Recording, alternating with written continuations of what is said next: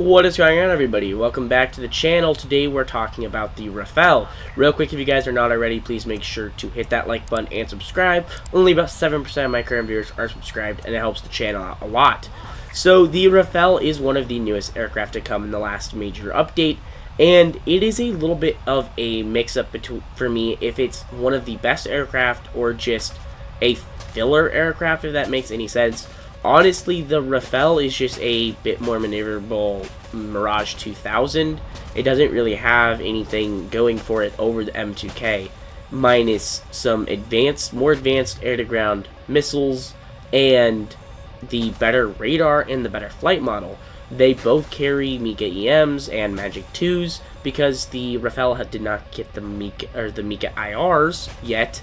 And the Rafale is a bit underperforming in air. Well, not underperforming, but it's a bit not necessarily user-friendly. It gets a very low amount of countermeasures compared to the Eurofighter, the F-15, and anything else in top tier gets, minus some of the Russian aircraft, gets more countermeasures.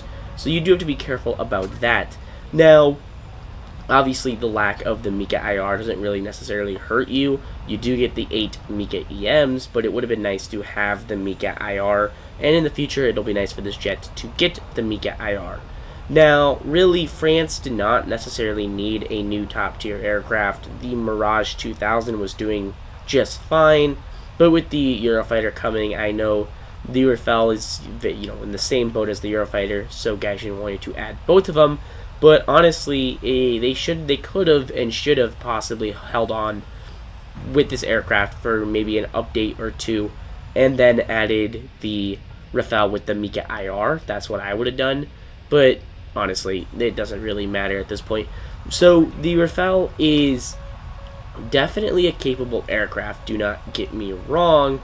It's just with the lack of intense long-range missiles like the AIM-120, you are going to be getting out BVR'd by the Eurofighter and the F-15, and you are going to be stuck with trying to close the distance with not a lot of countermeasures. It is an interesting boat in top tier because, like I said, you're going to have a really hard time getting into your you're guaranteed where you're going to want to be launching your Mika EM, and the Mika is a great missile. It has the thrust vectoring. The thrust vectoring makes it absurdly good at close ranges. It's just with the lack of countermeasures, or lack of a lot of countermeasures, you have a hard time closing that distance to get to where you are going to be able to take out enemy aircraft. And on top of all that, I have noticed that the Rafale flight model just feels a little bit wacky compared to something like the Eurofighter. I don't know if it's a bug or if it's just how the plane flies. It just feels a bit jittery, and on the deck, if you're not careful, you will wing rip very easily. You'll get too fast. You actually, you have about only a few seconds from when it gives you a warning to where your wing actually will snap off. You do overspeed pretty easily on the deck. So there's not a whole lot of things bad about this aircraft. It has one of the best casts with the new aircraft in this update, honestly. I mean, the Eurofighter and the Brimstones are good, but this thing with the ASM hammers are very, very capable air-to-ground missiles. And on top of all of that, you do have a flight model that is comparable to a Eurofighter. So it is a good new aircraft for France, but it is just one of those aircraft that I don't think it can truly be a top dog or be a top contender right now with the AIM-120 spam and the lack of the Mika IR. Now, the Mika IR lack of that doesn't necessarily hurt this aircraft by any means. Really, the thing that hurts this aircraft is poor map design.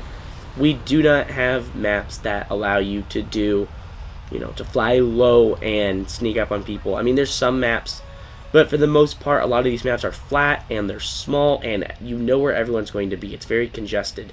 Once we get new maps and new map designs, I would expect the Rafale to flourish again and do even better.